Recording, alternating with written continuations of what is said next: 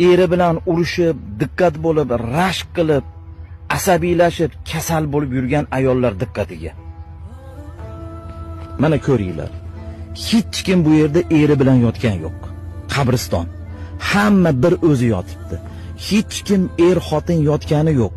Hamma bir o'zi yotadi. Bir kun kelib olamdan o'tganingizda, bir kun kelib olamdan o'tsangiz, eringizga aytsa, shu ayol sizni juda ham yaxshi ko'rardi. Siz uchun jonini berishga ham tayyor edi. Sizni rosa rashk qilardi. Keling, bir kun birga yotib bering ayolingiz bilan desa, eringiz bir kun emas, bir soatdan birga yotib bera olmaydi. Bir o'zingiz yotasiz.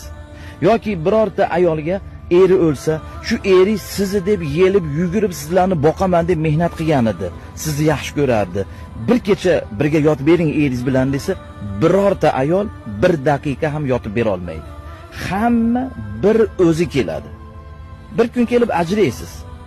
Hamma bu yerda bir o'zi yotadi. Hech kim mana xotin birga yotgani yo'q.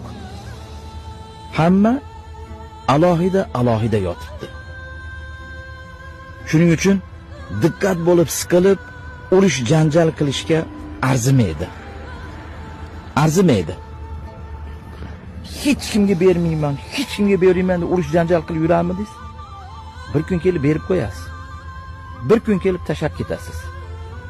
Ana shuning uchun hadeb diqqat bo'lib, siqilib urush janjal qilavermasdan o'zingizni o'ylang. O'zingiz uchun yashang. Chunki bu yerga bir o'zingiz kelib yotasiz.